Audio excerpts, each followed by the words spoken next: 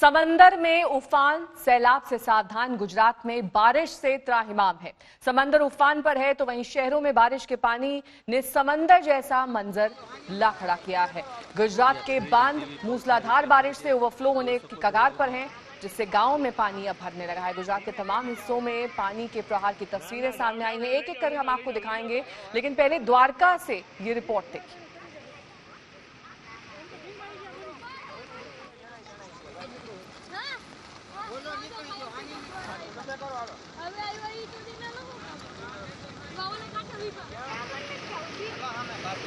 धीमे धीमे जाओ ना जाओ ले जाओ राजकोट और साथ ही स्टेडियम किस तरीके से बारिश के पानी से भर गया, उसकी तस्वीरें हम आपको दिखा रहे हैं। भारी बारिश से जामनगर का रणजीत सागर बांध भी ओवरफ्लो होने लगा है। बांध पानी के कई गांवों को डुबोने लगा है। लोगों को सुरक्षित स्थान तक भेजा जा रहा है और इस बीच जामनगर की एक नदी में अचानक 2 लोग फंस गए, जिनके रेस्क्यू की तस्वीर सामने आई है।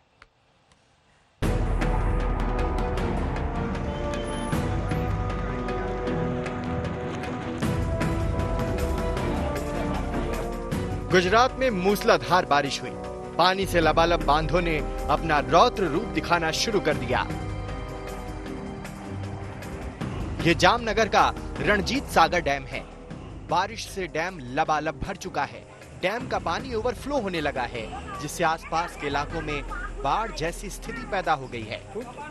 बाढ़ की वजह से पास के कंचिनी खड़की गांव के लोगों को दूसरी जगहों पर शिफ्ट होने के लिए मजबूर होना पड़ा।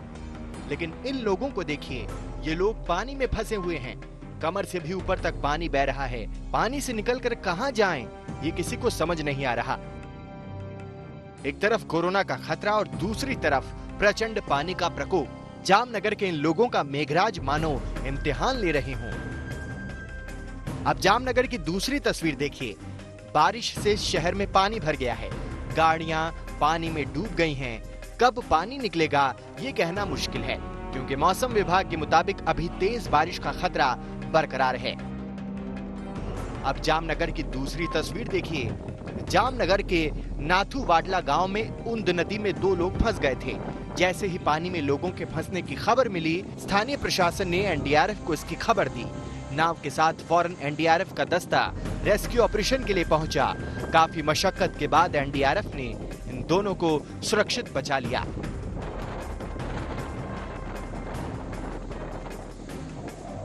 अब राजकोट के उपलेटा के वेणु डैम की तस्वीर देखिए।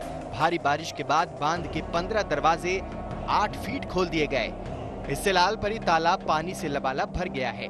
आसपास के इलाकों में चेतावनी जारी कर दी गई है। राजकोट समेत आसपास के गांव में रात से ही हल्की बारिश हो रही है। अहमदाबाद से गोपी खांगर के साथ आज तक ब्यूरो। गुजरात के कई शहरों में बारिश के पानी ने समंदर जैसा मंजर पैदा कर दिया है। गुजरात के बांध मूसलाधार बारिश से ओवरफ्लो होने लगे हैं, जिससे गांव में पानी भर गया है। गुजरात के द्वारका में बारिश की तस्वीरें अब डराने लगी हैं। पिछले 3 दिनों से आसमान से बादल मानो आफत बनकर बरस रहे हैं। शहर की हालत देखिए। पूरा बाजार दरिया बना हुआ है। सड़कों पर 2-2 फीट पानी जमा हुआ है। चमचमाती दुकानों और आलीशान होटलों में पानी घुस गया है। तेज हवाओं के साथ बादल ने ऐसी साजिश रची कि इस मजबूत बिल्डिंग का हिस्सा भर भरा कर गिर पड़ा। राहत की बात यह है कि कोरोना की वजह से पुराने दिनों की तरह न बाजार में भीड़ होती है, न लोग बाहर निकलते हैं। इस वजह से आम जनजीवन की परेशानी की तस्वीरें नहीं आ रही। द्वारकाधीश मंदिर के शिखर पर लगी ध्वजा को देखिए। अगर आपने पहले कभी इसे नहीं देखा तो आपके लिए समझना मुश्किल होगा कि बारिश और बाढ़ के बीच हम इसे क्यों दिखा रहे हैं। तो ध्यान से सुनिए। मंदिर के शिखर पर ध्वजा को थामने वाला ये डंडा पहले काफी लंबा हुआ करता था, लेकिन बारिश के साथ तेज हवाओं से डंडे का एक हिस्सा टूट गया। ऐसी मान्यता है कि इस ध्वजा में भगवान नवग्रह के साथ विराजमान है। ऐसे में ध्वजा का डंडा आधा टूटने को श्रद्धालु अपशकुन के तौर पर देख रहे हैं। कोरोना की मार सहने वाले गुजरात में पिछले 3 दिनों से जिस तरह से बारिश हुई है, इससे ये डर और गहरा हो गया है।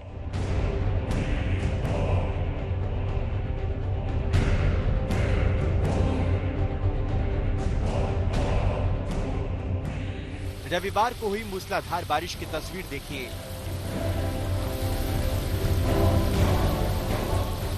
झमाझम बारिश से द्वारका समंदर बन गया है।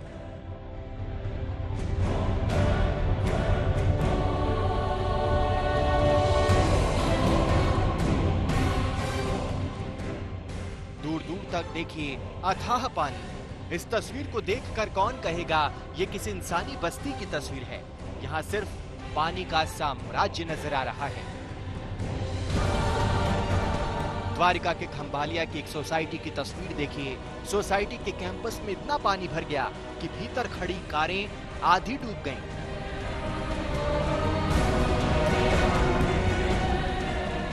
खंभालिया में रविवार को इतनी बारिश हुई कि मोहल्ले, घर और गलियां सब कुछ डूब गए।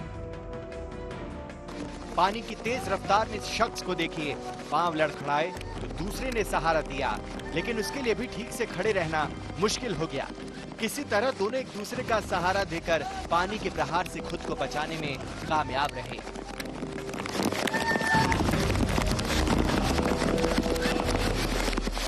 द्वारका में इस घर के भीतर की तस्वीर को देखिए।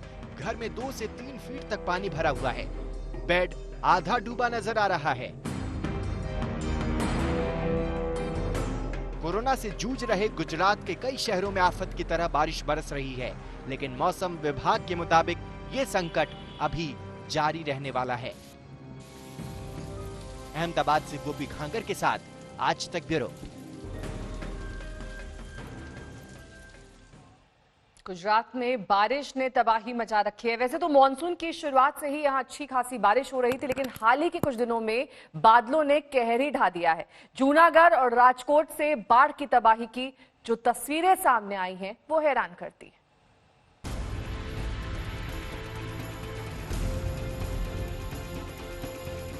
गुजरात में मॉनसून किस कदर कहर बरपा रहा है, ये 2 तस्वीरें इसका सबसे बड़ा सबूत हैं।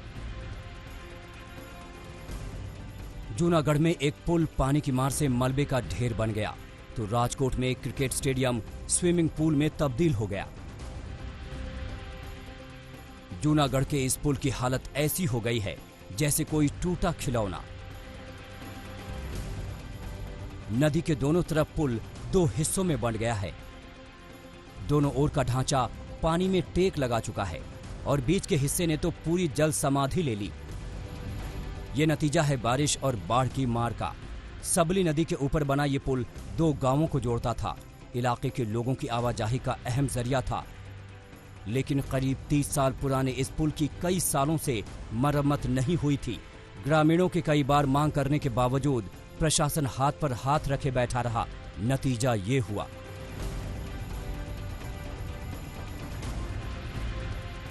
अगर दर्शक दीर्घा न देखे तो यकीन करना मुश्किल है कि इस जगह पर क्रिकेट मैच खेला जाता होगा। जी हां, ये राजकोट का क्रिकेट स्टेडियम है, जहां कोरोना संकट से पहले तक गेंद और बल्ले का दंगल होता था। लेकिन 5 इंच से ज्यादा की बारिश ने क्रिकेट स्टेडियम की सूरत ही बदल दी। मैदान में इतना पानी भर गया है कि बारिश के साथ चल रही तेज हवा के झोंके से इसमें लहर भी उठ रही है। ये हाल हुआ है स्टेडियम के ढाल में होने की वजह से।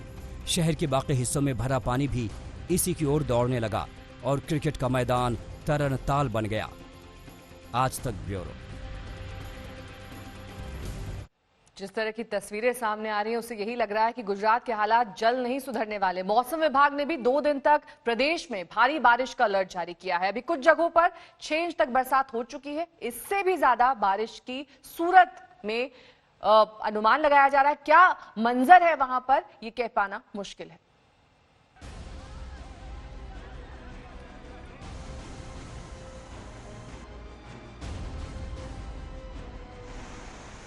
बाढ़ का ऐसा कहर गुजरात कई सालों बाद झेल रहा है। परवान चढ़ते मॉनसून के साथ ही गुजरात में बादलों ने ऐसा रौद्र रूप दिखाया है कि बूंदों के लिए पूजा पाठ करने वाले लोग अब ऊपर वाले से बारिश रोकने की गुहार लगाने लगे हैं। कच्छ, अहमदाबाद, द्वारका, राजकोट, हर जगह बादलों ने तबाही मचा दी है। ग्रामीण इलाकों में खेत के खेत पानी में समा गए तो शहरी इलाकों में सड़कों पर सैलाब उतर आया। सैलाब जैसे सब कुछ लील जाने पर आमादा है। कई तस्वीरें तो दिल दहला देने वाली हैं। राजकोट में पुल पर चढ़ा पानी एक बोलेरो कार को ही बहा ले गया। पानी में फंसी गाड़ी की छत पर खड़े लोग ट्रक में जाने की कोशिश कर रहे थे, लेकिन उसके पहले ही बोलेरो गाड़ी की धार में बह गई। 2 लोग गाड़ी समेत बह गए।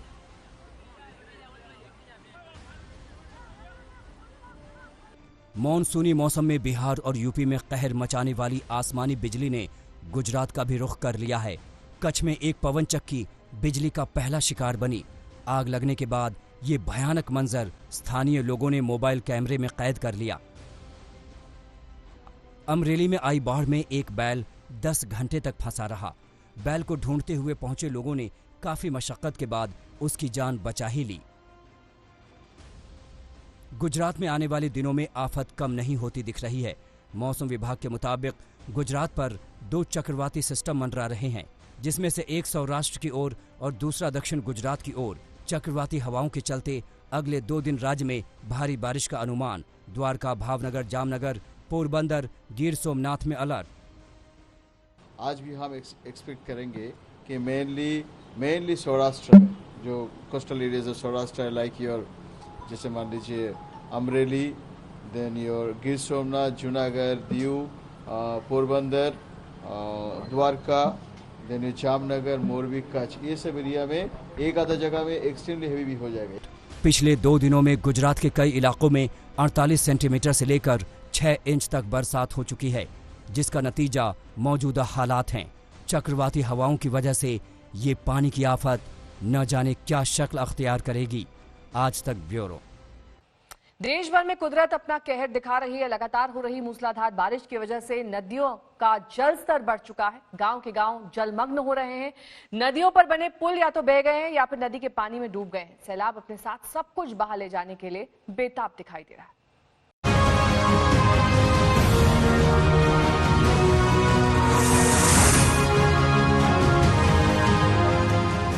आसमान से आफत बरस रही है।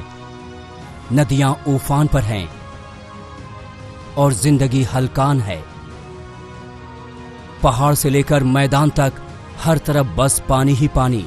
कुदरत कुछ यूं कहर बरपा रही है जैसे सब कुछ बहा ले जाने को बेताब हो। सैलाब की ये 6 तस्वीरें देश भर का हाल बता रही हैं।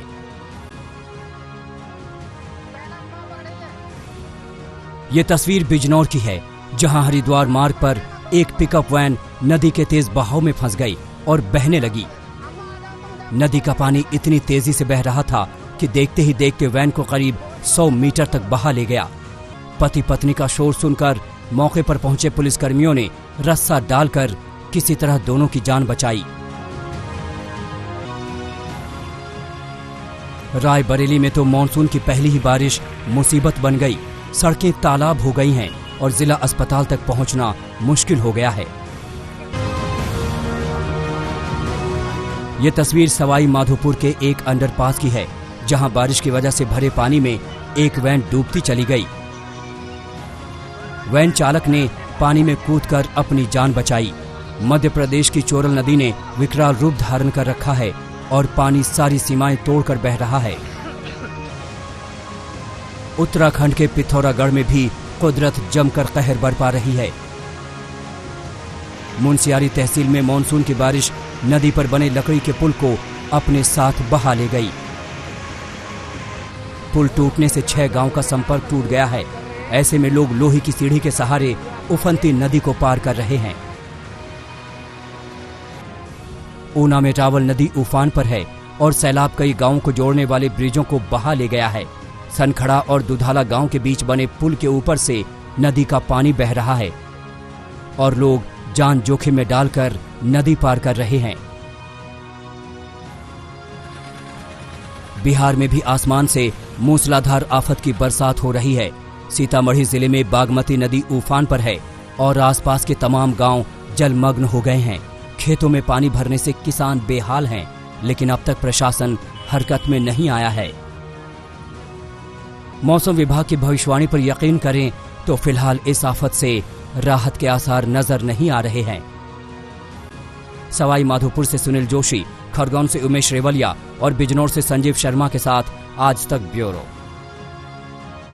भारत के सपने को साकार करने में रीढ़ की भूमिका निभा रही है स्टार्टअप कंपनियों पर कोविड-19 का खासा असर दिख रहा है। देश भर में 70% स्टार्टअप्स को कोरोना ने प्रभावित किया, जबकि 12% अब तक बंद हो चुकी हैं।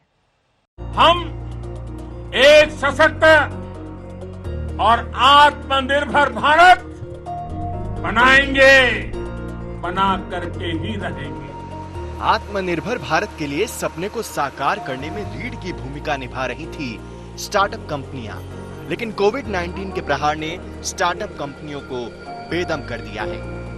उद्योग संगठन फिक्की के सर्वे के मुताबिक देश भर में 70% स्टार्टअप को कोरोना ने प्रभावित किया है, जबकि 12% बंद हो गए हैं। स्टार्टअप के सामने समस्या ये है कि उनके पास पैसा नहीं है, खरीदार नहीं खरीद रहे हैं और इससे सेक्टर में संकट पैदा हो गया है। Startups today are facing a very fundamental problem of being able to build their revenues. Economic activity is opening up very slowly, and therefore customers are still not buying at the pace they were. Surely not at the pace they were. जरा आंकड़ों पर गौर कीजिए। देश में 70% startup संकट में है, 12% startup की दुकान बंद है, 33% स्टार्टअप निवेश की उम्मीद कर रहे हैं, 10% स्टार्टअप के निवेश सौदे रद्द हो गए हैं, 22% स्टार्टअप में 3 से 6 महीनों के लिए नकद पैसे बचे हैं, 68% स्टार्टअप कॉस्ट कटिंग कर रहे हैं, 40% कर्मचारी वेतन तक, 43% स्टार्टअप में कटौती। 96% निवेशकों का कहना है कि निवेश घट गया है। नए सौदों पर विचार करने के लिए केवल 41% निवेशक तैयार हैं। हमारी गवर्नमेंट से ये रिक्वेस्ट रहेगी कि जो उन्होंने स्टार्टअप इंडिया प्रोग्राम किया है, अगर उसमें वो फंड्स का अवेलेबिलिटी को अवेलेबल करवाएं, जहाँ पे स्टार्टअप्स उस फंड्स को एक्सेस कर पाए और अपने जो 3 से 4 महीने की जो वर्किंग कैपिटल है उनके पास बची है, उसको वो एक्सटेंड करके अगर 12 महीने तक कर पाए, तो बहुत सारे स्टार्टअप्स जो अभी शटडाउन की तरफ मूव कर रही है उनको काफी ब्रीथिंग स्पेस मिलेगा। यकीनन संकट गहरा है। स्टार्टअप को जल्द सरकारी मदद की ऑक्सीजन की जरूरत है। सभी का ये मानना है कि जरूरत है कि अगले 6 से 8 महीने तक सरकार स्टार्टअप इंडिया की जितनी ज्यादा मदद कर सके उतना अच्छा रहेगा। कई कंपनीज का तो ये भी मानना है कि सरकार ने अब तक जो मदद दी है वो अच्छी थी, लेकिन अब जरूरत है कि 6 महीने तक सरकार जितनी ज्यादा हो सके स्टार्टअप की मदद करे, वरना आत्मनिर्भर भारत को आगे बढ़ाना बहुत मुश्किल हो जाएगा। ऐश्वर्या पालीवाल, आज तक के लिए। मुंबई में अनलॉकिंग हो रही है, दफ्तर खुल रहे हैं, लोग घर के बाहर भी निकल रहे हैं। ऐसे में एक सवाल और एक डर सबके मन में यह है कि क्या वो कोरोना से सुरक्षित है, क्या उनकी इम्यूनिटी ऐसी है कि वो संक्रमण से निपट सके। इन सवालों का जवाब देने की कोशिश एंटीबॉडी टेस्ट से की जा रही है। हालांकि इस टेस्ट की एक्यूरेसी पर कई स्टडीज में सवाल खड़े हुए। नवी मुंबई के थायोकेयर लैब ने एंटीबॉडी टेस्ट करना शुरू कर दिया है। शरीर में एंटीबॉडी का निर्माण किसी इन्फेक्शन से लड़ने के बाद होता है। लैब के मुताबिक इस टेस्ट से ये पता चल जाएगा कि क्या कोरोना हो चुका है।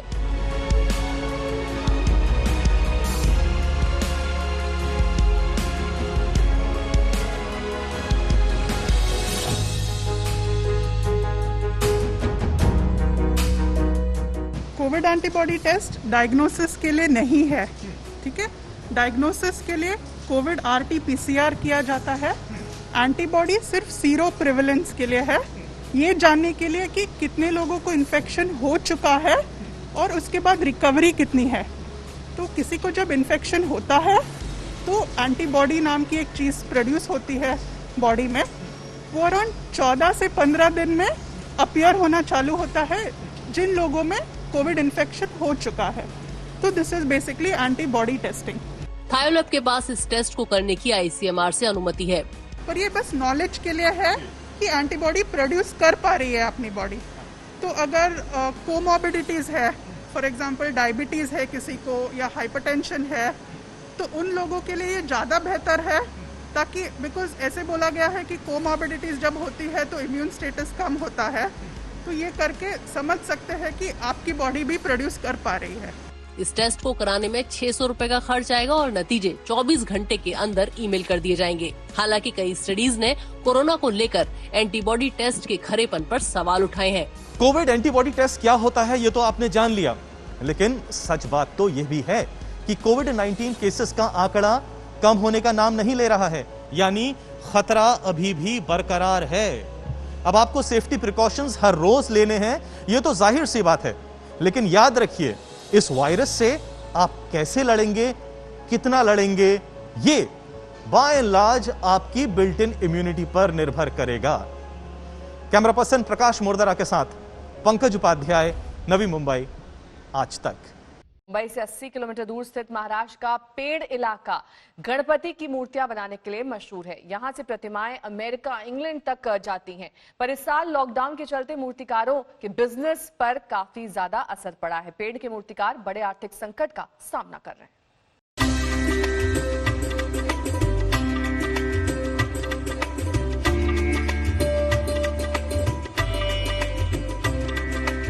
नीलेश समेल और उनके भाई रायगढ़ के पेड़ इलाके में पिता के शुरू किए दीपक कला केंद्र को चलाते हैं। ये हर साल हजारों की तादाद में मूर्तियां बनाते हैं। अब इनके वर्कर 3-3 शिफ्ट में काम करके लॉकडाउन के बंद पड़े 3 महीनों की भरपाई पूरी करने की कोशिश कर रहे हैं ताकि ऑर्डर पूरे किए जा सकें। यहाँ कामगारों को सिर्फ 10 दिन के गणेशोत्सव के दौरान ही ब्रेक मिलता है, उसके तुरंत बाद काम शुरू हो जाता है। इस साल लॉकडाउन के वजह से, कोरोना की वजह से इस साल मेरे पास से 10% मूर्ति अभी जा रही है। ये अभी 7-8 दिन हो गए मेरे पास पैकिंग हो रहा है। थाईलैंड जा रहा है, दुबई जा रहा है, लेकिन इस साल जो यूएसए वगैरह जो जाता था मूर्ति, इस साल वो नहीं गया है। उसका मेरे को कम से कम 30% लॉस हो गया है। पेंट तालुका में 1.5 लाख फैक्ट्रियां हैं। यहाँ 2 लाख लोगों को रोजगार मिलता है। यहाँ थोक के दाम पर मूर्तियाँ बिकती हैं। वर्कशॉप में सभी मास्क पहनकर काम कर रहे हैं और एंट्री पर सैनिटाइजर रखे हैं, पर ग्राहक काफी कम आ रहे हैं। इसलिए मूर्तिकार मूर्तियों के डिजाइन ग्राहकों को मैसेज कर ऑनलाइन ऑर्डर ले रहे हैं, मगर दिक्कतें फिर भी हैं। अभी 5000 मूर्ति बनाई है मैंने, अभी तक 1000 भी खत्म नहीं हुई। 33 साल के सागर पवार कभी प्लास्टर ऑफ पेरिस को हाथ नहीं लगाते, हमेशा मिट्टी के गणपति बनाते हैं। मिट्टी गुजरात से आती है। इस साल मिट्टी के बहुत सारे बोरे खुले तक नहीं हैं, पर इनके सामने और बड़ी समस्या है। हमारे साल में हमारी करीबन 100 गाड़ियाँ जाती है, मतलब करीबन 35,000 तक मूर्ति हम लोग 32,000 तक मूर्ति हम लोग बेचते हैं। तो अभी फिलहाल 4,000 मूर्ति सिर्फ हमारी डिस्पैच हुए, तो इतनी सारी बाकी की मूर्ति अभी डिस्पैच होने की है। सरकार ने भी थोड़ा हेल्प करना चाहिए, मतलब कुछ लोन भरने में थोड़ा सब्सिडाइज करना चाहिए या थोड़ा मोहलत देनी चाहिए हम लोगों को। पेंट के ज्यादातर मूर्तिकार मूर्तियां बनाने के लिए लोन लेते हैं। इस बार मूर्तिकार बैंकों से कर्ज अदायगी में रियायत की मांग कर रहे हैं।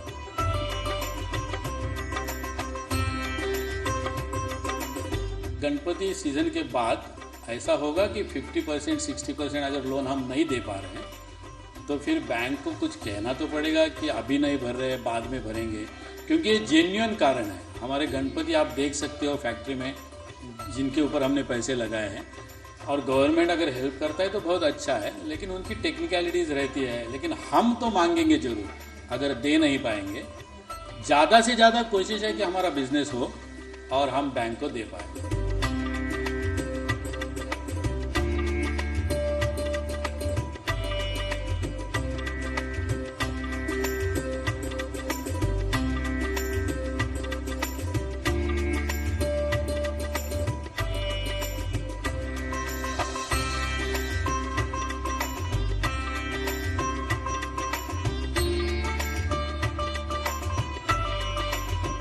नुकसान भरपूर हुआ है। नुकसान की भरपाई होगी कि नहीं, इसकी चिंता इन सबको सता रही है। लेकिन अभी भी कोशिश इस बात की है कि जितनी मूर्तियां बनी हैं वो सब की सब बिक जाएं, ताकि नुकसान जो है वो थोड़ा सा कम हो। कैमरामैन साई प्रसाद पाटिल और महबूब जानदार के साथ विद्या, पेंट आज तक।